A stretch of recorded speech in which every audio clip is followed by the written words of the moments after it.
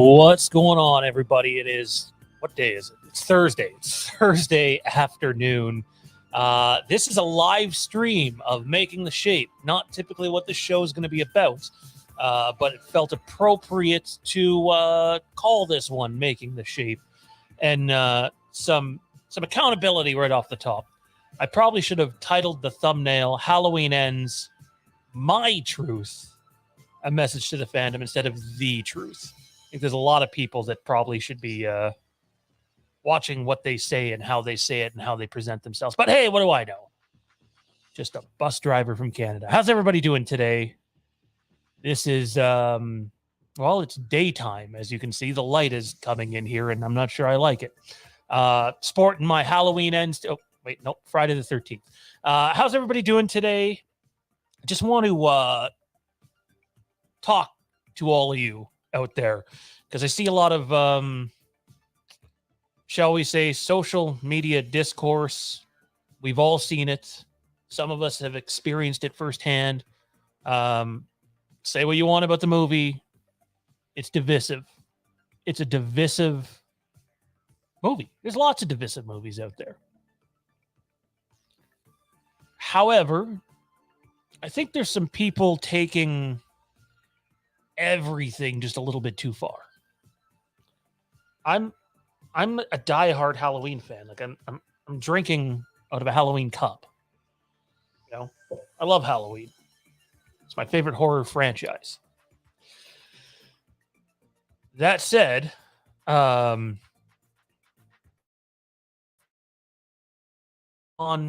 in the internet world that is not great. Not good at all. Apologies. Apparently I'm having a connection issue, so the quality's a little shitty. Sorry. We're getting ready to move here, so yeah. Anyways, we asked you off the top if you like Halloween Ends or not. We had that as I was getting ready to come on here. Did you like Halloween Ends? Comment below. I strongly encourage everybody to answer this question, but do it in a productive way where you're not slamming your fellow audience members for their opinion. First, I'm going to talk very briefly about how I feel about the film. And then we're going to get into all the fucking nonsense that's going on. And that's truly what I believe it is. It's nonsense. And I know other people will watch this channel and be like, well, these guys are nonsense too. Subjective. I did not like the movie as a third part in a trilogy. I'm not going to do it on this video, but there are, and I don't think this is opinion, I think this is fact. There are a bunch of things that don't add up from the previous two movies to the third movie. But again, that's my truth. You know, you might feel differently. It didn't work for me. Is there redeeming things about the movie? Yeah. I thought Rohan Campbell was amazing as Corey. The sound design in the movie is very, very good. I liked a lot of the locations that they used in the movie. In terms of the acting in the movie, Mike and I have been reviewing several Halloween movies and ranking them or scoring them, if you will, over on the Overlook Drive-In. Our most recent one was Rob Zombie's Halloween. You can catch that on the channel right now if you missed it. If I look at Halloween Ends as just a movie, let's just call it Ends. The movie Ends came out. Yeah, it's probably a pretty decent movie. I think I said that ad nauseum leading up to the release of the movie too. I had one of our own staff members full on say that they didn't want to be a part of the Gripe Fest. And that person's entitled to their opinion, but I don't think this is a Gripe Fest at all. I think this is just someone being very candid and honestly a message to the fandom, just because there's a lot of Halloween fans right now that are taken back by even content creators that are taken back by the reception of the movie and the toxicity that's in the fandom right now. And as a guy who loves Star Wars, I can tell you I'm not taken back by it at all. And actually, if you've been paying attention to the channel, quite predicted this was going to happen. All that said, at the end of the day, just because I don't like the movie, and I do think it is a shitty conclusion to this trilogy, Again, as a standalone movie, it definitely has value. But as the third act in David Gordon Green's trilogy that he himself set up, there's in like they completely abandon what they're originally going for. In my opinion, you might feel differently. So that's how I feel about the movie. I don't like it. Just is what it is. Really cool IMAX poster, redeeming qualities for sure. But at the end of the day, I don't like it. And it is what it is. Maybe you love it. I hope you do love it. I hope you feel like you didn't waste all your money going to see this movie in movie theaters. Although it doesn't seem a lot of people are doing that. Not lately, anyway. What I do want to take some time explaining on this stream is talking about some of the discourse out there and who is maybe crossing lines and bending the truth and twisting things to represent their own views. And by no means am I going to come out here and throw any other content creator under the bus by name, because I have better things to do than to get into a war. I'm speaking not to other content creators, but to you guys. Maybe some of you guys are other content creators. But to you all who waited a year for this movie, who have followed this trilogy since 2017, that's half a decade of your life. I get it. I totally understand why there's an obsession to talk about this topic. Let's start off with this. The people that are saying Halloween Ends is awesome, you just don't get it. And the people that are saying Halloween Ends is shit, you just don't get it. To all those people out there that are saying that, none of you fucking get it. You don't. Because it has nothing to do whether I or anybody at Fandom Empire or anybody at any other YouTube channel gets it or not. Because movies are art, and art is subjective. And what you have an opinion on does not mean other people are going to share that exact same opinion. They don't have to do that. And it's not because they don't get it. Boy, nothing fucking grinds my gears more than that. If someone loves this movie, love the movie. That's great. There's nothing wrong with loving the movie. There's nothing wrong with hating the movie. Guess what? As far as I'm concerned, if you paid for your movie ticket or you paid to watch it on Peacock and you didn't, go and download it off one of those shitty sites and torrented it or whatever, then you have every right to have your opinion and stand by it. As long as you don't belittle others while doing it. And that's shit that I've never stood for and never will stand for. Like, this is a channel that literally has reported on the last two movies extensively.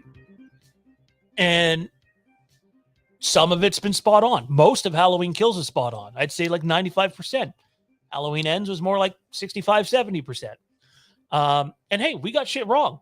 We thought it was a mine shaft. It was a sewer. Glass Hill, shit was actually filmed for that, not in the movie. Ultimately, we're wrong. We own that.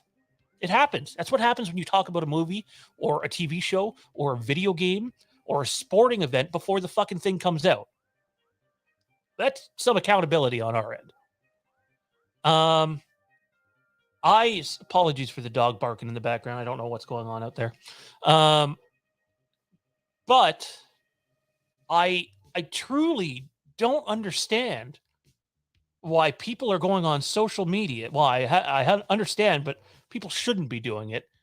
I've literally seen people in Twitter threads, on Facebook, and I've stayed, pretty quiet on all of it. There are people that are telling other people to go get hit by a bus, to kill themselves, whatever. Hold that thought and enjoy some entertaining music.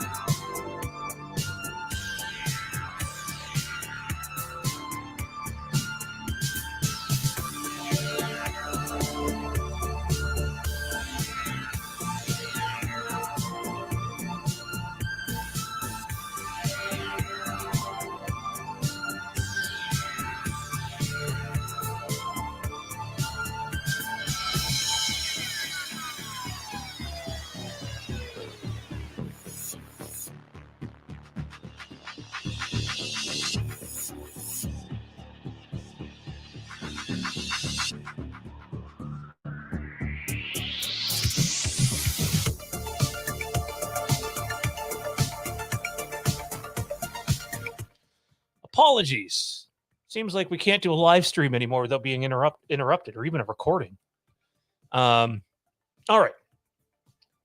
Don't be one of those people. Don't shit on people because their opinion is different than yours. I've been creating content in some form or another since 2015. 7 years of it. People can call it whatever they want. But the second that you go and attack someone else for their opinion, you're a piece of shit. That simple. Disagree with them. Be decent about it. Say the movie doesn't make sense. Say the movie makes perfect sense. But just remember, your opinion is only your own. It's disappointing. And let me take a second here before I forget to do this. This is not Halloween related. Dustin McNeil and the wonderful people at Harker Press were kind enough to send Mike and I the brand new book, Reign of Chucky, the true Hollywood story of a not so good guy. Now, the names Dustin and McNeil and Travis Mullins might sound familiar to you because they did Taking Shape 1 and Taking Shape 2, which are fantastic. I call them Halloween Bibles. I have not had a chance to jump into this yet. I believe Mike, my co-host on The Overlook, also the host of Take One podcast, has jumped into his a bit. But it's 400 pages of Chucky gold. If you're a fan of Chucky, or if you're a fan of Halloween with Taking Shape 1 and 2, seriously, give their material a shot. Dustin's a wonderful author, and we're going to have him back on the channel here really soon. So check that out. I think it's available on Amazon or straight from the Harker Press website. The book is massive. I believe Darren from the Slaughtered Lamb movie podcast a couple years ago when Taking Shape 2 came out said the thing's like a fucking telephone book. And to quote him, this one is too. So if you're a Chucky fan, check it out. It's reasonably priced. Wonderful cover. It's great stuff. And Dustin's a supporter of the channel, and we greatly appreciate everything he does. So we're going to have him on soon. We're not just going to talk Chucky, though. We're going to talk Chucky, Halloween Ends, and Taking Shape 1 and 2. So be on the lookout for that. Anyways, at the end of the day, you love what you love. And I don't watch very many content creators anymore because I don't have the time. I listen to some of them when I have a chance. Just visually don't have time to sit down and watch a bunch of people. And it's kind of disturbing to see some of them put themselves out there and push for people to understand their point of view on it and, belittle others that don't. And it's happening on their YouTube channels, on their social media. And I don't get it. Like, who cares? They're your audience members. Guess what? I love Halloween 4. I think Halloween 4 is the best made Halloween movie ever. Now, I know that I'm in the minority for that. Halloween 4's tomato meter on Rotten Tomatoes is 33%. The audience score is 52. That's probably a good indication that I am in the minority. And you know what? I don't give a shit. I love Halloween 4. It's my favorite Halloween movie. I like it better than the original. I like it better than 2018. I like it better than Halloween 2. But it's mine. I love it. So I own it. If someone loves Rob Zombie's Halloween 2 the best, who gives a shit? Let them fucking love it. Don't sit here for a month and go on about, well, you just don't understand this and you just don't understand that and you don't get this and you don't get that. Maybe, just maybe they do fucking get it and they're just not agreeing with you, which is fine. Because guess what? There's 60 people in the chat right now, and I'm quite sure I can probably count on one hand how many people like Halloween 4 the best. I might be a little off on that. That's fine. I don't want people to necessarily agree with me. If everybody gets on to the live streams and just agrees with the other person that's on them, that's fucking boring in my opinion. There's nothing wrong with healthy debates and healthy discussions. What is better? Halloween Ends, Halloween Kills. For me, it's Halloween Kills. And it fell short for me too, compared to where I thought it would be. But do it in a way without telling the person to go die or belittling them or making fun of their Twitter name. It's pretty disgusting, to be honest. And I wish other people would just grow the fuck up, basically. And I'm looking at you, content creators. You know who you are if you're watching this. Who cares if they don't agree with you? Let people love what they love and hate what they hate. Because the last time I checked, it was their hard-earned fucking money that paid to go see or own whatever. If someone chooses that they're going to own 20 different versions of Rob Zombie's Halloween, good for them if that's what they love. The second that people start belittling others for opinion is where I'm out. I'm just fucking out. And yeah, poor Dean says, I'm getting very sick of seeing people act the way they are over this film. Dean doesn't like the movie. He doesn't. But he is the lead admin in our Halloween fandom group with 125,000 people in it. I'm quite confident nobody sees more discourse on the internet right now, or almost nobody, than Dean. And he doesn't like the movie. But you know what I haven't seen Dean do? And I know he's gotten a little bit heated in that group at times. I've never seen Dean go up to another member and be like, yeah, fuck you, man. Your opinion fucking sucks. I don't care that you fucking like this movie. The movie fucking sucks, and so do you. He's never done that once. Not one fucking time. And if he did, I'd sit down and have a conversation with him because I wouldn't be okay with that. People can love what they love and hate what they hate. It's that simple. You pay, you have a right to your opinion. Even if you don't pay, you still have a right to your opinion, but I'd probably take it a little less seriously if you're illegally downloading it and not investing in either Peacock or seeing it in a movie theater. I've seen the movie one time in IMAX. I will not see it again. I'm done. Oh, I'm not saying I'll never watch it again, but I'm going to wait till it comes out on physical media. And yeah, I'll probably buy it. I might buy that 3-pack. Everyone loves Craven. Craven something scary. I almost said everyone loves Craven. That could be a good alternate name for you, dude. I'm very clear on my channel that everyone's opinion is equally valid and love it, hate it, or in the middle. It's okay. Fucking bang on, dude. Bang on. I wish everybody else was like you. But you and I know as content creators, and I kind of wish he was on here right now. We'd have this discussion. But we know as content creators, and the door is open if you'd like to. And yes, it's art and it's 100% subjective. There are things going on in the aftermath of the film that aren't necessarily subjective, but how you feel about the film is subjective to you. I have gone in to some very expensive homes in my life. We filmed in one a couple years ago. By the way, we have some massive filming news coming your way next week. And Scream fans, that's right, you heard me right, Scream fans have something to get excited for. Maybe.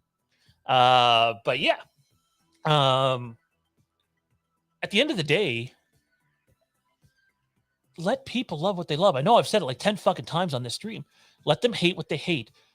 To the content creators, to the people that are just on social media. Quit it with you just don't get it. You don't understand. They don't need to. They're entitled to their opinion. That's why it's an opinion. It's that simple. Again, I think there's redeeming qualities about the film, but as a final chapter, it's complete shit. For me.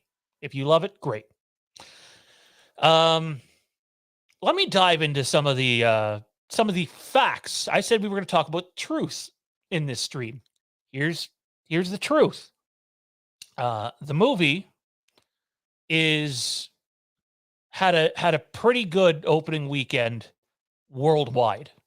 It fell below expectations domestically, which is Canada, US, and maybe Mexico. I'm not sure. Canada and US for sure. It fell below expectations, but it also went above expectations overseas. So you got to balance the two, right?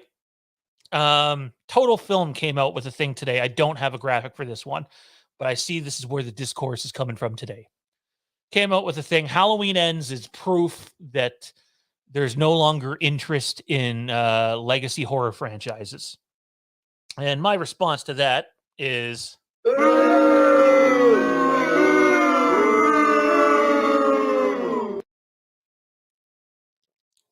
I get it. That's their opinion. But the problem with someone like that sharing their opinion in that way is they didn't share it as an opinion. They shared it as fact. And they stated that this is how it is if you jump into the article.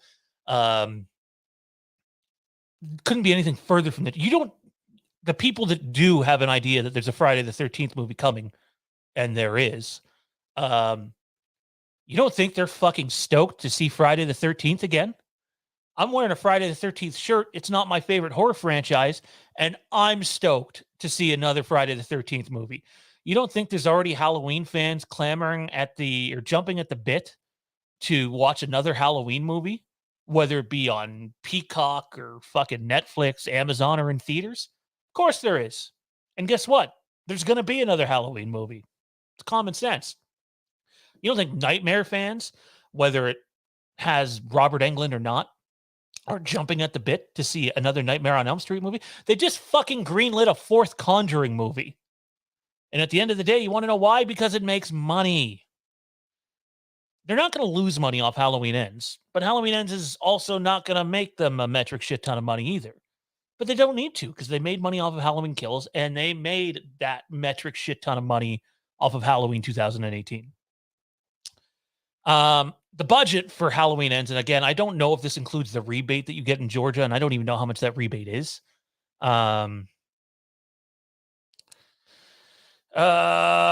will send you a link right now. I don't know how much longer I'm staying on, man. I might stay on another half an hour or so. So if you have some free time now, then by all means, man, feel free to join me. I appreciate what you do over there. I'll be honest, I don't get a whole lot of opportunity to watch other people, but I do listen, and I do listen to Craven now and then for sure. He's got a great community, good atmosphere over there. Guy knows what he's talking about. I appreciate the way that he distributes his information. So I strongly recommend everybody go check out Craven's channel.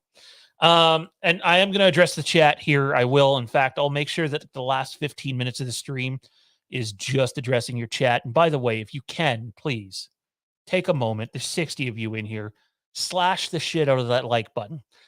If you like Halloween Ends, slash the shit out of the like button. If you don't like Halloween Ends, slash the shit out of the like button. See what I did there? Played both sides a little bit. Look, at the end of the day, it sucks that it's not the greatest Halloween movie of all time. Because it's not. At least not in my opinion. It's unfortunate that people don't know where that line is. And we said we wanted to talk about some truths on this stream. Let's talk about some truths. Halloween Ends is sitting at $84 million worldwide. I've seen this a lot. Oh, well, the budget for the movie was $30 million, so that means they've made $54 million. They haven't. They haven't made anywhere close to $54 million on this movie. $30 million does not include the marketing, and I do think people would be surprised of how much money goes into marketing. You also have to take into consideration the movie theaters get their cut. I'm not going to get into the ifs, buts, candies, and nuts over what that cut is because it differs for each film. But you can Google it, and it's a fairly accurate representation in terms of the scale. But people don't take that into consideration. They just go, oh, hey, well, this is what the budget was, and this is what it's made, so that means this is how much they make. But it's not. And then that money also gets dispersed through several other factors and people and studios. At the end of the day, it's still doing better than I thought it was going to do. It is. But there's some extremely alarming things going on here. Things that people... things that people are twisting. I've seen this several times today. Tell me if anybody in the chat has seen this. You might have seen this several times in the last few days. Halloween Ends drop off of 80% is not that bad. Halloween Ends drop off of 80% from weekend 1 to weekend 2 is not that bad. That's what people are saying. Are you out of your fucking mind? Not only is it extremely bad, horrific, in fact, Halloween Kills drop off was, I believe, 72 to 73%, and it was bad. Halloween 2018's drop off was, I think, somewhere between 53 and 58%. That's pretty decent for a horror movie. How bad is an 80% drop off, despite what some people want to make you think is not bad? This is how bad an 80% drop off is. It is the 16th biggest drop off from weekend 1 to weekend 2 ever in the history of cinema. 16th ever. And some people might go, well, there's other factors, and try to come up with ways to spin it in a positive light. Well, here's another piece of information you might be interested in hearing. The top 45 drop-offs of all time from week 1 to week 2, out of them all, only 2 of them debuted in 3,000 plus theaters. 2 of them. And in fact, most of that list is about half of that amount. Halloween Ends was a big movie, not an art house film, that was distributed worldwide. Nearly 4,000 theaters, 3,901 to be exact, had this movie playing. And I think that's just domestic. It is just domestic. Only one other movie had north of 3,000 in the top 45 drop-offs of all time in cinema history. One. And it's on this list. You can see it. It's sitting at number 14, Friday the 13th. And to be clear, that is the remake from 2009. The one starring Jared Padalecki from Supernatural. You can twist this however you want. The fall off in week 2 is disastrous. So for the love of God, stop trying to twist it into, well, because Peacock this, Peacock that, pandemic this, pandemic that. Well, Halloween Kills did better than Halloween Ends, and there's no restrictions now, and there was several restrictions in a lot of places for Halloween Kills. It's bullshit, guys. And in fact, not only is Friday the 13th the only other movie in the top 45, and all you need to do is go to Google, punch in biggest box office drop-offs to week 2, and Box Office Mojo pops up and gives you a list. And you can go way below the top 45. I'm using the top 45 as an example. The top 45 biggest drop-offs of all time, Halloween Ends is 16 at 80%. Also, what's the other thing you notice here?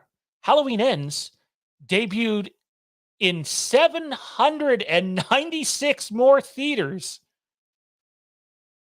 than Friday the 13th, the next biggest opening of the 45 worst fall-offs of all time. There's no covering that, people. There's not. That's bad. That's word of mouth getting out there that, yeah, you can watch it at home on Peacock. And 2, the majority of the fan base that's seen this movie, that's being the most vocal, do not like it.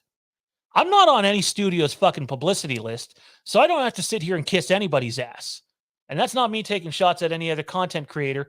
Common sense should let all you guys know that, hey, some of these guys with much bigger channels than our little engine that could are on publicity lists.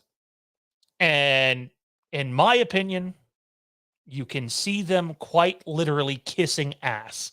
That's the way I view it. Maybe others don't, but that's how I view it. By the way, yes, if you do send in a super chat, I will answer it. I will interrupt where I am. There's more numbers to get to here, though, but I'm going to stop and read the super chat for a second. Eddie Chase, huge Halloween fan, but feels creators can't win. Didn't like Ends, but we talk and hype up sequels 4-year. Hang on, let me restart that. It's probably on me. Huge Halloween fan, but feels creators can't win.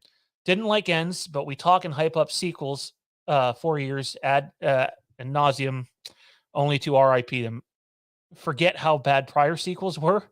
Might need to let old franchises die and nostalgia watch them. I get the point you're making, Eddie. I do. And to be clear, I don't think Halloween Ends is the worst movie in the franchise. I just don't. And honestly, if we do Halloween End, we will do Halloween Ends on the Overlook Drive-In, which is a really cool movie review and rank show that we've added to the channel now that Mike Bish from the Take One podcast and I do. We review our movies as if I think Keith also added in his $33 million budget. That does not include marketing people. You're looking at more than twice that amount when you include marketing. Anyway, when we review movies on that show, we don't go, okay, we're going to review this as a Halloween movie or a Scream movie or a Friday the 13th movie. We want to review Halloween 5 the same way we review The Dark Knight or The Batman. So when we review Halloween Ends, we won't be reviewing it and scoring it as a Halloween movie. We'll be reviewing and scoring it as a motion picture film just by itself. And I think that's important to remember. And I think when you look at it like that, you probably see things in a little bit of a different light. No, I don't want free vert girls in the chat. I got one who's quite all right and probably going to kill me if I go on too much longer here. But no, like, also look at the numbers like this. Yes, it is the 16th biggest drop off all time ever. But does that mean that you should not like the film? No, it doesn't. Guess what? My favorite Friday the 13th movie has a bigger drop off, albeit in less theaters, a lot less theaters, and when movie tickets were cheaper, than Halloween Ends. I like the Friday the 13th remake the best. That is, not only do I think it's the best made Friday film, it is my favorite Friday film. A little bit of bias there, though, because I'm a huge Supernatural fan. And it's 14th on this list. But does that mean I love it any less? No. So let people love the film. But when someone comes at you and says, hey, the box office is horrendous, and these are the numbers to back that up, that's not disputable. That's fact. That's not opinion. That's fact. That's not a piece of fiction that people are really trying to push out there. That is fact. The numbers, in terms of the fall off, are abysmal. But if we're talking numbers, you also got to give them credit because it has had more overseas reach than they ever thought they were going to have. So it's a mixed bag. And I've been saying that all along. But, you got the true fans everywhere and the true content creators, pushing this as if it's fucking The Empire Strikes Back or Gone with the Wind. Like, come on, give it a break. If it is for you, cool. But that's for you. Rotten Tomatoes, 41% on the tomato meter, 57% in terms of the audience scores. This is a good one. So hear me out on this one. I watched a non-Halloween content creator, by the way. I watched him go on about how the audience scores for Halloween Ends are not accurate because it's being review bombed. And that does happen. Sometimes people go and review bomb things, although it's very, very hard to do that on Rotten Tomatoes now. Before, it used to be super easy to do that. But then that same fucking creator comes out and says, oh, well, Black Adam is getting slaughtered by critics, but the audience score is great. Like, are you kidding me? It's hypocritical as shit. Now, joining me from completely unexpected, so this is a lot of fun. Joining me from Craven Something Scary, man himself. What's going on, dude? Hey, what's going on, Sean? Thanks for the invite, bro. It's a pleasure having you again. It's been a little bit. It has been a bit. You've been on my mind lately, man, to talk, and so I may reach out to you about joining me on a stream if you're up for it soon. Yeah, talk about for sure. As long as we can find the time, I'd be up for doing that, man. It's right. Understood. It's fantastic. Thank you, man.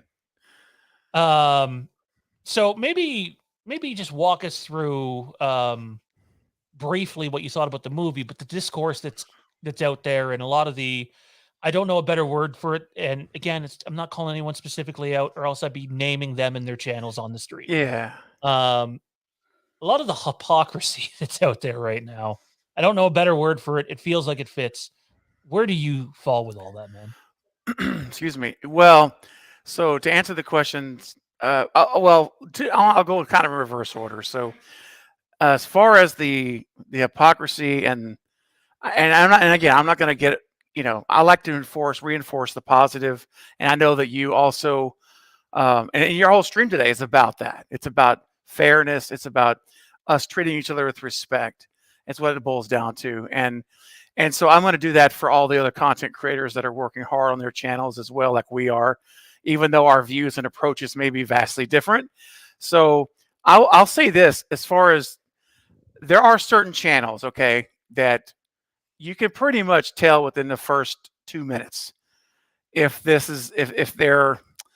have ulterior motives, I guess. And I think it kind of shows by the way they talk. It's almost like they're dancing around what they don't want to say very carefully, and instead of just being open and like right now, like we are, we're just being transparent, and we're not concerned about anything that could come from that, like sponsors or people wanting to put their people on our channels, and we're just being honest and transparent, and that's what Fandom Empire does. That's what I do on my channel. So I hear you, and it's frustrating because I believe that perhaps some of these individuals that we all know, if you were to talk to them somehow one-on-one, if they would ever come off and say, man, that was really hard because this was tough. This is really tough to do that. Or, you know what I'm saying? It makes you wonder, but I would never out the person, but I can I can tell you that, at least for me, that conversation has happened. But what rubbed me the wrong way is a conversation about the movie happened, and then that person went, and they don't really live stream much, went and put out a video saying the complete fucking opposite. And I was just like, oh, geez. Oh, so that hour conversation we had didn't happen. Okay. Noted. And that's super disappointing. The wrong way, man. Yeah, that's a whole nother. That's not even like basing on assumptions. That's like it actually happened scenario, which is really disappointing. And it confirms a lot. It tells you a lot, and that's terrible, man. I think, and I get that there could be other things that try to come in and muddy the waters with motives and all these things, and I understand temptation's probably always there. But my philosophy for my channel, and I know it is from yours, because I've watched enough of your material, Sean, to know that if you just be honest and open and transparent, you're going to be hated by some, ridiculed by some, you'll be loved by others, and you'll be like, oh yeah, they're okay. But I'm okay with that. Like whatever, I'm okay with living with that, whatever it is. And I just wish more folks that have a platform, that have been blessed with an audience, they would just do that more often, instead of being a character or playing a part and not just being themselves, because, and again, to each his own, whatever, but that's how I choose to run my shop. And I know that you guys do here, and I respect that. Now, regarding Halloween Ends, real quick, my feeling is it's a great standalone movie. It would be an amazing start to a new trilogy, almost a new character, new storyline to follow, or an anthology. So as far as the Corey story, as I call it, it was well executed. I thought Rowan Campbell performed it well. The acting was great for what he was given. If this was not the final chapter of a trilogy, I would give it a 7 out of 10. And, personally. Now, because I have to also realize it's not a standalone movie. This is the concluding chapter of a trilogy. So that's where I feel that it's frustrating, and where I feel most frustrated by the movie, because it felt like I was watching two movies. And the one movie that I went to see, unfortunately, was the smallest portion of those two movies. And that's the part that I have a problem with. Overall, I give the movie a 5 out of 10. So I'm one of these people that's in the middle. I didn't hate it. I certainly didn't love it. but I'm okay with what was presented. But there's a laundry list of things I would have done differently and wish we'd have seen. And that's a whole nother stream to talk about that. So that's where I'm at personally. And my biggest thing is the discourse that you're referring to is disheartening. It's frustrating. I mean, it drove me to do something I've never done before, and did a video on it last week called A Plea for Civility. And I've never done a video like that, because just seeing the people, man, be so ugly to one another, and just seeing our community ripping at each other over a subjective piece of work that everyone's opinion is equally valid on. That's the thing. And to honestly, man, I know I'm rambling, I'll stop, but to invoke a position that if your opinion, keyword opinion, does not match mine, you are wrong for your opinion. Folks, that is wrong itself. That's the problem. That's not right thinking. And it's certainly not respectful thinking in a community where we should be lifting each other up and encouraging each other, not breaking and tearing one another down, man. So I'll stop there for a minute. No, man, I think you summed it up good. Again, like, let me give you an example, and I'm sort of like opening myself up here for some hate in the comments, but it is what it is, because you just mentioned, like, I literally wear my heart on my sleeve. My kid, my dog, my other kid. There you go. Like, it's just who I am. Mhm. One of the big issues that I have is when someone presents something as this is fact, it's not opinion, and then they shit on other people. Like, Mhm. let me throw this one out there for you. Okay, I don't know what your stance is on this. I the last video of yours I watched, you had someone else on. You might have had multiple people on. Okay. I don't know if Jake was one of them. It might have been Jake, but you guys were Okay. talking Halloween Ends after you guys had seen it. Um, Mhm. and it's nice because, like, I do work the type of job where I can have an earpiece in and listen to podcasts all day. So, Nice. um, the people that are throwing other people under the bus for their opinions on it is pretty sickening. Um, Yeah. Mhm. it's frustrating. But and this is where I'm going to open myself up for a bit to this, is we have a couple of trolls who, and there's not many of them. There's a couple of them that like to be the loud voices in the room that'll pop up in the channel and, say stuff like, "You fat Mhm. piece of shit," and "You're a stupid moron," and "You don't fucking know Oh, anything." yeah. It goes on ad nauseum. Or Yep. now the new one. "So what was the behind the scenes drama on Halloween Ends? What was the behind the scenes drama on Halloween Ends?" People, if you've been paying attention to the post media release of the movie, you already know what the behind the scenes drama was on Halloween Ends. They can't keep their stories, and like that is, to me, maybe you disagree. And sorry, I'm getting a little excited here. That part's not subjective. You have a Right. writer go on and say one thing to a very Mhm. popular YouTube channel, and then you have the director of the movie speaking with a legitimate news outlet, completely denying what the writer says. And it's Yeah. like, yeah, that's a great message to send, and that's a great way to make people go and see the movie. Right. And then that director, David Gordon Green, goes and flat out says that Malaka Cad's already working on something else. Um, we were trying to tell people for months, like, Yeah. as soon as we knew where they were going, I was just like, please go into this with an open mind, Mhm. people. And it's going to be divisive. I'm a Star Wars fan, man. So, like, Oh, man. Yeah. I'm getting it from both ends too, and Yeah. not in the sexy kind of way either. But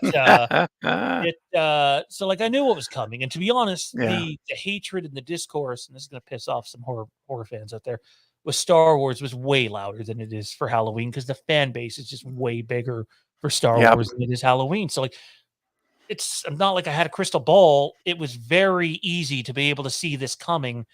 I just was really hoping that the horror community in general and the Halloween community um, would not go as far as to attack other, like, attacking is going to happen. That's just social media. There's a bunch of keyboard warriors out there. But Yep. the second that you start flying the true fan flag and putting other people down. And in one case, a guy that I literally just had banned within the last 24 hours telling someone that they should get hit by a bus and their mom too, because their opinion on Man, a horror movie is different than someone else's. It's like, really, people? come on, Um, guys. and then Yeah. you had content creators too come out and tweet people, putting them down for their opinions, or the no, Halloween Ends was supposed to be on the same night as Halloween 2018, Halloween Kills, and because that content creator did an interview with the writer, they get all defensive about it and put down their fans. And it's like, you guys have this insanely big community. You should be appreciative of what you have. I know this That's channel right. will never be that. I have another job and a very busy dad. I appreciate the channel for what it is. I know we're a small little engine that could. But I would never ever fucking go and attack somebody because they might have some different information than we do. And Yep. it's honestly, it's made me not want to watch hardly anybody anymore. Well, it can be very disheartening, discouraging, man. And then, I was talking with a good friend of mine, Knight from the Night Watch Zone.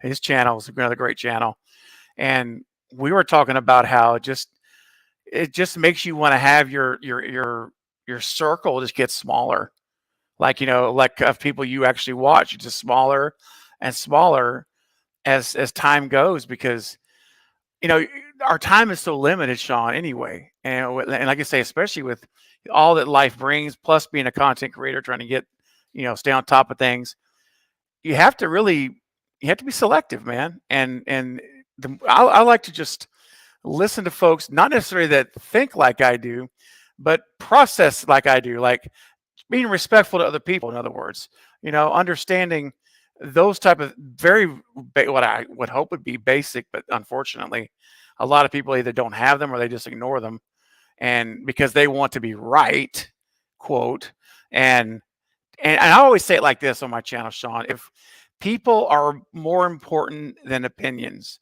people are more important than movies. So if we're ever placing our subjective opinions and movies over a person, then we are upside down. We've got it backwards. And if we will always put the person first, then our opinions, the balance will be where it should be. Because if I'm truly putting you first, I'm not going to disrespect you. I'm not going to speak to you improperly, because my relationship with you is more important than us agreeing on a movie. And unfortunately, what happens a lot is people don't care about people anymore. They just want to be right, and they want to impose their view. And if you don't like it, you're not a true fan. You're not, I've seen people say that. Yeah, no, Drives me me too. Me too. bonkers, dude. Like, or people will say this: if you do like the movie, then you're not really a fan either. And I'm like, just this is silliness, man. It is. Your fandom is not determined by your review of any movie. There's 13 movies, guys, in this franchise. And Sean, I venture to say, if we were to poll everyone is here right now, 13 films, you would see such a diverse opinion of likes, dislikes, and in the middles. And here's the thing: everyone's right. Everyone's right. And we just need to treat each other the right way and put people ahead of trying to make our opinions their opinions too. No, I totally agree. And like, here's another example of it. I don't know if you can see what that is, but that's the Halloween 3 record box set that came in the Scream Factory set last year. Beautiful. It's awesome, and I show that off not because, oh, hey, look what I have.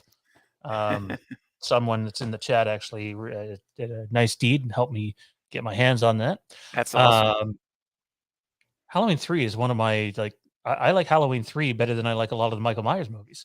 And I know there's a chunk of this chat that would disagree with me, and that's fine. Right. And I understand why people don't like the movie. But for me, I really enjoy Halloween 3. Do you know what the difference between Halloween 3 and Halloween Ends is, though, in my opinion? Okay. Actually, I don't even see, this is one where I'll say the way I see it, and you're welcome to disagree with me. I don't see this as opinion. I see this as like pretty ironclad fact. Halloween 3 was not marketed as a Michael Myers movie. Halloween True. Ends was absolutely marketed as a Yeah. Halloween movie. In fact, if you go Yep. watch some of those final trailers and TV spots, the final showdown between Michael Myers and Laurie Strode, and then Yep. you get this. Oh, sorry, that's the wrong one. I guess I did have that ready. Halloween Ends. David Gordon Green never considered making a Laurie and Michael movie. The final showdown between Laurie and Michael Myers. David Gordon Green never considered making a Laurie and Michael movie. That's a problem. Wow. Yeah. Yeah, man, that really is. And another problem I have, Roland Campbell was interviewed recently. I believe it was on Variety. I'm pretty sure it's where it was. I did a video on it. It's on the channel.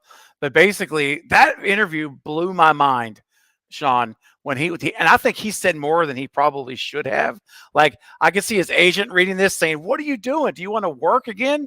Like, because when he revealed the comment, he says, like, before, when I was offered the part, this is for pre-production.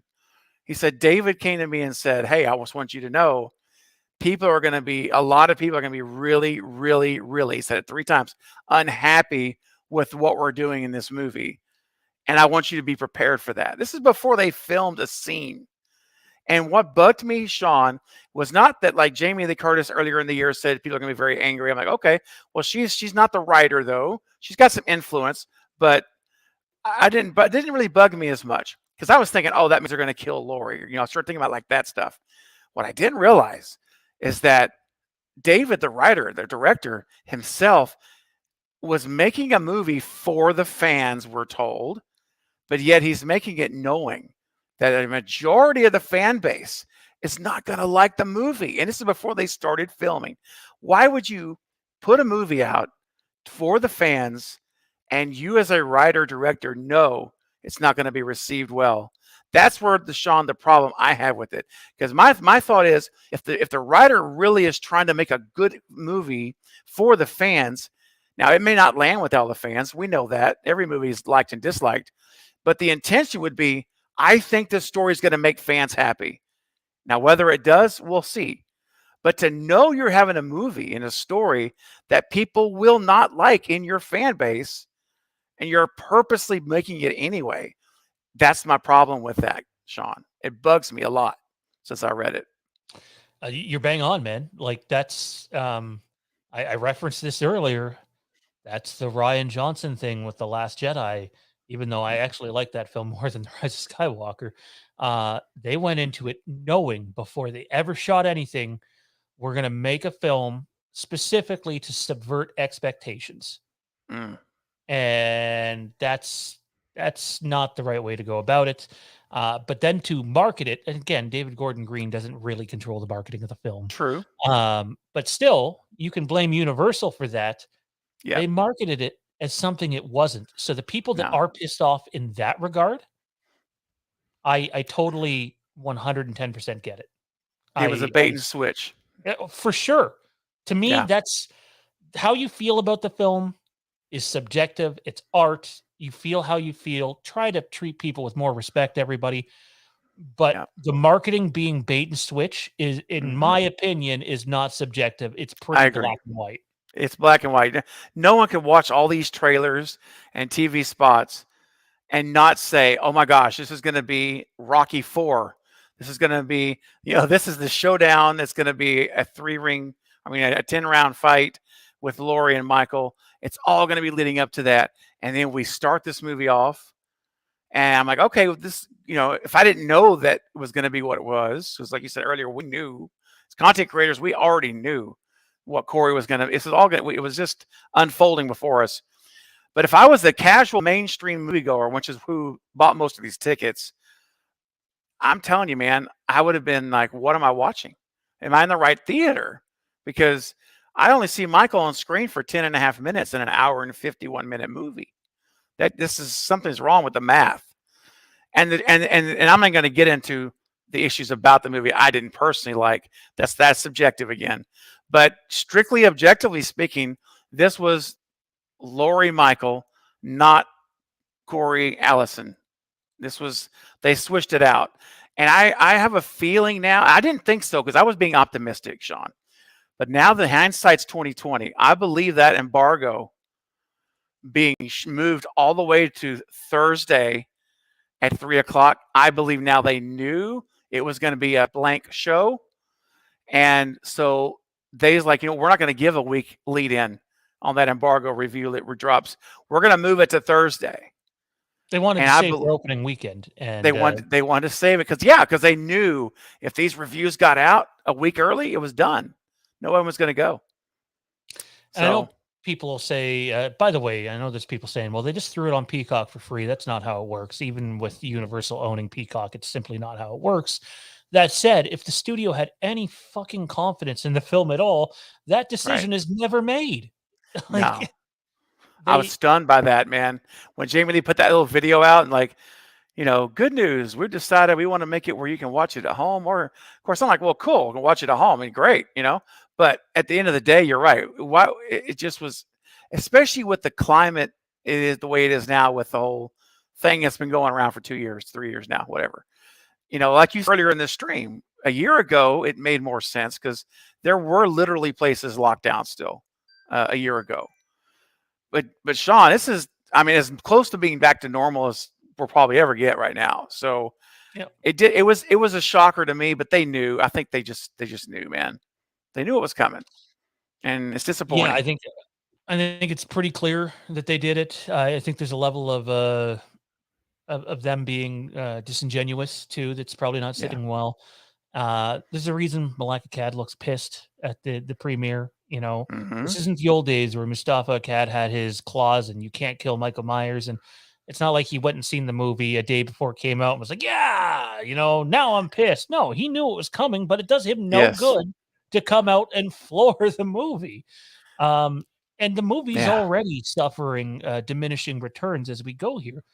But may I point you in the direction of Halloween Kills, because they mismarketed their movie as well, intentionally. Laurie Strode is all over the marketing of that movie.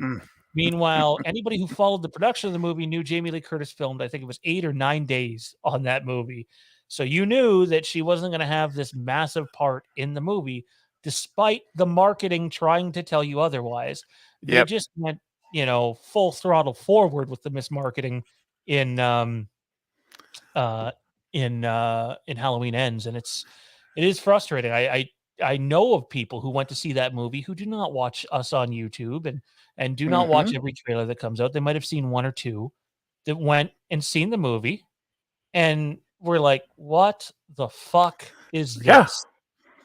That would have been my reaction if I had not be the person that I am, with the situations the way it is. I would have been that way. Like your casual movie going public. Like my nephew, for example, the guy goes to see every movie every week that comes out. He doesn't care what it is. He goes and watches all the new movies at Cinemark. He would have gone into that movie, and after seeing a trailer, just like seeing the one trailer, and maybe a couple of the others, and he'd have been like, "Yeah, I know." It's shocked. He's stunned. Like, what is this? And that's a shame, man. And to your point about Kills, how little Jamie Lee's in that. I was talking to Ashley Ray Riddick, who is the stunt double for Jamie Lee Curtis in the Trilogy. And we talked about that. And she's like, I don't really have anything I can tell you about Kills because, Jamie Lee's in it so little. And I said, yeah, I totally understand it. She's like, I can tell, I have lots that I can tell you about 18 and tons about Ends. But Kills, there's nothing to talk about. And it just kind of echoes to what you were saying about the marketing, man. So we've been reporting on Halloween Ends now for basically even a little bit before Halloween Kills came out. And, we were right on quite a bit of things, but we were also wrong on some things. And I think it was February or March of this year when I think it was March. Late March, definitively knew basically 90% of the movie. I didn't know any of the junkyard stuff at the end because that was done during final reshoots. Yeah. And I had to pull the staff aside, and most of them were pretty open with wanting to know what happens with Halloween Kills. And I know they're not just going to go out there and blurt it all over social media. We have a system of how we do things at the channel. Yeah. And I said to them, like, look, if I tell you, there's a good chance it's going to ruin your excitement for the movie. And sure enough, that's exactly what happened. And I was like, man. you need to understand. We even created a separate chat because I knew not everybody would want to know. I was like, those of you that want to know before we start really diving into this content, because we dove into quite a bit of it over on our Patreon without just giving away the whole movie. That's not how we operate. Yeah. I think there was 5 or 6 of us in that chat, and not one of them was overly enthused with what they heard, to a point I even had one of them be like, look, I'm not trying to question your information, but like, this kind of seems batshit out there, man. Are you sure you're right? Or are you sure someone's not taking you for a ride? And all I said to them was, I can tell you that the lead character is not Laurie Strode or Allison in this movie. And they were dumbfounded. And then we went into the details of the movie. And at that point, the movie had a different ending. A couple of different endings actually were on the table. But it was very disheartening in terms of how things go. Craven's got to go here in about 5 minutes. So what we're going to do, and so do I actually. I got to prepare dinner, and I got a little guy to go pick up. Send in your questions or comments right now. I'm going to start with Keith's comment. And so any of the other comments that came in earlier, if you want to resend them, feel free to do so. We'll get to as many of them as we can. If you want to be guaranteed to get your comment read, obviously you can send in a super chat, but it's not really that kind of stream. We're just going to try to answer as many as we can here in the next 5 minutes. I'll answer some, and we'll go from there. Keith says, there's only one shape, and that's Michael Myers. How hard is it for these people to understand that make these movies? I agree with your point to an extent, simply because they absolutely mismarketed the movie. But I'm someone who's not against the whole essence transfer idea, and that idea actually is part of another ending of the movie. But it is what it is. I do think when you market a movie as Michael Myers, probably needs to be in the movie for more than 10 minutes. And I know people will point, well, I mean, in the original Halloween movie, he's not in the movie very much. The original Halloween movie was not marketed as a Michael Myers movie. No one knew who Michael Myers was in the first movie. I mean, plus I have to say really quickly on that idea, Sean, they're apples and oranges, because that first movie, the entire context of 78 is pointing and getting us to Michael, to that finale, for that final act 3. And it's all building up to him. This movie was not building up. It was pointing in a whole different direction. It was we're going to this whole Corey wearing the scarecrow mask shape 2.0. So I don't see those are not really the same. Yeah, you're right. Those are not, when people say that, it's not the same. The other thing I just want to point out here is I'm going to do this one more time, since I did it earlier in the stream, and there might be people here that weren't here earlier, is, look, you're going to have people, you'll notice Malaka Cad's not giving interviews. Nope, sure not. You're going to have people, whether it's David Gordon Green, Danny McBride, Paul Brad Logan, others giving interviews. And I'm going to say, take everything they say with a grain of salt, because in the past for Halloween movies, specifically those that were done by Dimension Films and the Weinsteins, whatever. There was a lot of misinformation, a lot of denying out there, and wonderful author Dustin McNeil and Travis Mullins did a fantastic job of bringing a lot of the rumors that people were hearing online that kept getting denied were actually true. If you've had not had a chance yet, check out Taking Shape 1 and Taking Shape 2. I call them Halloween Bibles. We're going to have Dustin on the channel coming up here soon. But if you're a fan of Chucky, Dustin was a real good guy and sent Mike and I a copy of his new book, Reign of Chucky, the true Hollywood story of a not so good guy. And I haven't got a chance to read it yet. Full disclosure, I've only had it for 24 hours. But Dustin's going to be on to talk about this and talk about Halloween. And if you're a fan of the behind the scene stuff with horror, I don't know anybody better that does a better job at covering it. And it's one of the reasons why people go, well, the making of's coming out for for the Halloween trilogy next year, the book. And it's just like I'm not at all interested in it because it's not told from an unbiased perspective. It's going to be told from David Gordon Green's side. So like it's not going to be like you're getting Taking Shape book. It's not going to be that. So I really appreciate those books. I believe that's also available. I think all the books are available on Amazon, so check them out. Sandow says, for me, the ending did not get any better, Mike. Oh, I guess he wasn't talking to us, but I accepted everything else in the story. The end fight was anticlimactic. I know there's some people praising that end fight. I don't know about you, man. I thought it was kind of boring, and wow, we literally only stayed in the kitchen. It was exactly, man. It was only in the kitchen. It was so short. I was like, this, if they had added 5 to 6, 7 minutes longer at least to that fight, go to other rooms in the house. Why don't we see them, branching out, make it creative. And I mean, I was wanting it to feel so epic, man, that when that thing was over, we were worn out just from watching that fight. Like it would have felt that way. And it was so fast, and it wasn't a whole lot to it. Once she comes out of the closet, it's not much there. It's stab, throw across the island, and then we had the knitting needle. I mean, the scene. It goes really quick, and the next thing you know, Allison's in there, and that's it. Once she's in there, it's over. And it was an hour and 40 minutes build up. Well, it wasn't really a build up, but we were anticipating it. Like, we were all in the theater. Everyone was anticipating the fight, and we were waiting and waiting and waiting and waiting. And I'm like, if they had at least made that fight epic, it would have at least made it a little more fun to end this trilogy. But we can't, for what it was fine. But I just think it wasn't enough of it. That's my thing. Yeah, no, I agree. I'm 100% with you. AB James says there is dialogue and kills from Laurie. The more, I remember that dialogue. The more he kills, the more he transcends. A mortal man could not have survived. But by the time we get to ends, that's all flipped suddenly. Well, actually, I would say that even in ends, there's proof of this in the sewer scene. Like, what's he doing with his hulking up? Yes.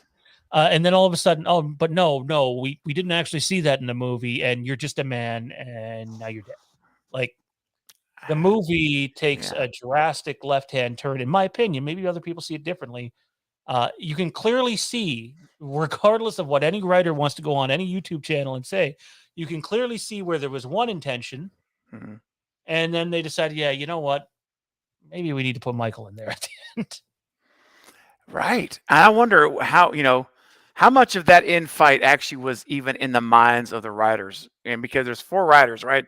Because it almost feels like, oh yeah, we're going to write this tragic love story, which David was like, he said he wanted to write a love story. And all of a sudden it's like, oh shoot, this is a Halloween movie. You know what? We've got to get Myers in here somehow.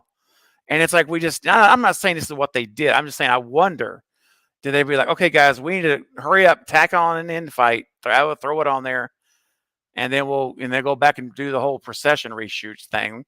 But other than that, it really felt like we were watching a Corey story, and they just decided, oh yeah, we need to do an ending for Laurie and Michael, and just like an afterthought, like, oh, we got 5 more minutes, guys, let's write this out real quick.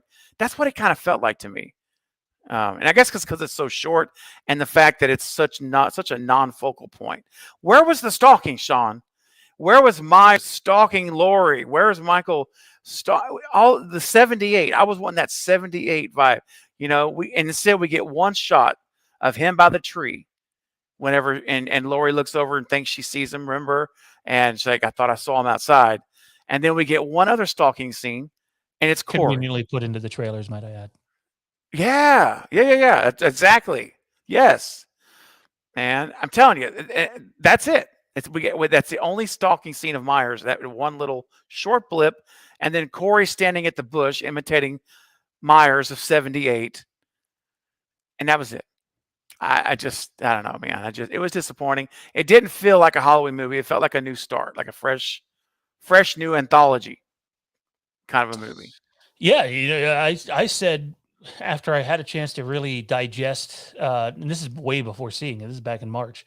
I'm like, this sounds like more of like, hey, if we were starting from point A again, let's Yeah, go here. But it's not that. And exactly. Universal's not doing another movie. As sorry, Isaiah sends in a $5 super chat, says, Oh, pardon me, asks, are we getting an extended cut on Halloween? JLC posted something and Peacock commented saying something about a countdown. I'll be honest, man, if it's happened this week, I don't know. Haven't talked to the sources that we use at the channel, have not looked myself. Super busy. You might notice that most of that stuff over there is empty, getting ready for a move. So, oh, and fun. work too. So it's crazy. But I'll tell Ooh. you what, I'm going to look into it. And if we find out some stuff, I'm sure Mike and I will either talk about it Tuesday on the Overlook Drive-In, or otherwise. Dude, I know you got to go. I'm still going to ask or answer some more questions here before I get Sure. off here. But where can everybody find you at? What do you got going on the channel? Yeah, just find me over at Craven Something Scary right there on the screen. You'll pop right up. I got a big celebration this Saturday. Just hit 7,000 subscribers last night. Nice. So I'm excited about that. We're really going to do a big party. So Saturday night, if you have time, 9:30 Central Time until who knows when. We're going to do a 7K celebration Halloween party. We're going to play games. We're going to do rankings of franchises, Wes Craven movies, favorite horror villains. It's going to be so much fun. And Sean, you're invited, my man, as well. Oh, If you that's have some awesome. time, Definitely have to pop check that over. out. Would love that. Awesome. So That would hope I can be. see you guys all there. It'd be a lot of fun. It sounds like fun. Speaking of Wes Craven, I'm listening to. I have Taken Shape 2 on audio as well, and this random story comes up about a Wes Craven experience with the Weinsteins, and the Weinsteins doing the typical Weinsteins thing, trying to pull the rug out on stuff, and they went and like did a cut of one of his movies without him knowing, and presented to them, this is how we're gonna do it, and they got 2 minutes into it, and he called them back, and he's like, we're not watching this fucking shit. We're not even going to finish it. Fuck you. And I was like, awesome. Yes, cool. Awesome. that's Way right. to go.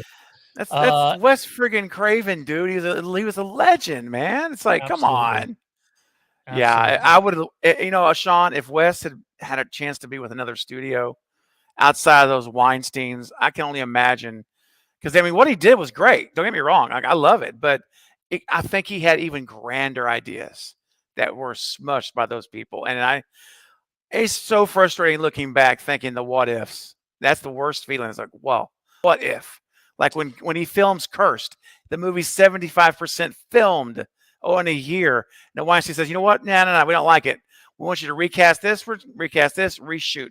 He had to start the movie over with new cast. 2 years to make that movie, dude. That's the kind of stuff they would do. So yeah, anyway, I won't. I could we rant could do all a day. 10-hour stream on studio interference when it comes to these things. So seriously, bro, 10-day stream, maybe. Yeah, for sure. Anyways, man, thanks for coming out and doing this. Thank Greatly you. Appreciated, man. And we'll have to connect soon. Yes, let's do it. I'll be in touch. Thanks a lot, buddy. Sounds good. All right. See you, man. Check out his Halloween stream or his 7K stream this weekend. Definitely a good guy. There's the one thing I appreciate about his content is he isn't trying to get on anybody's publicity list or stay on anybody's publicity list. He just speaks from the heart, and I get it that probably means that we're not going to have 30 or 40,000 or 50,000 subscribers overnight. But I do think there's some value of just being true. And I know I've rubbed people the wrong way at times, people that used to tune in the channel that don't. And, it's unfortunate, but that happens. Your mom's taint says Malacca Cat gave one soundbite at Ends premiere red carpet, and it was throwing shade at Universal. Yeah, it's kind of not hard to see why, man. Oh, Wayne. Oh, God. I put that up and then realized I got to take that off. Anyways, ladies and gentlemen, if you want to support the channel, you can do so over at Patreon. We have a Lampkin Lane coming up this Sunday. You're not going to want to miss it. Patreon.com/Fandom Empire. We have a bunch of good shit over there right now, including new tiers, a new tier system. That is right. We have Fandom Face Off, a new show exclusive for Patreon.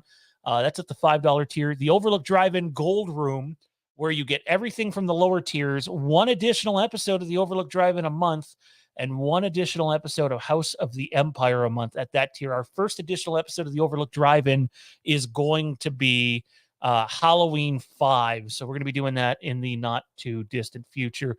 Check it out. Lambkin Lane's obviously our big Halloween tier, and if you're really obsessed with what we do here at the channel or just want to support us on a deeper level, we have $20 and $27 tiers American as well, one of them being the Fandom Empire executive producer tier. To everybody in the chat, try to be a decent human being to people. You're allowed to hate the movie. You're allowed to love the movie. But just remember, don't use the term, you just don't get it. Because that person might get something that you don't, and the other person might get something that they don't. It's all subjective. It's art. It's a movie. Didn't work for me. I know a lot of people didn't work for. I know a lot of people that it did work for. It's just, I don't even know if I got through all my slides on this stream. But it is what it is. There'll be more Halloween movies. They're coming. And no, I don't think you're going to even have to wait till 2028. Firmly believe something's coming a lot sooner than that. But at the same time, if you've heard about the troubled history of rushed Halloween productions, maybe they should just take their time. So, regardless of what comes next, thanks for tuning in. Slash that like button, leave a comment down below, click subscribe, all that good shit. Greatly appreciated, and we'll see you next time. Don't forget, despite what anybody thinks, the boogeyman is in fact coming.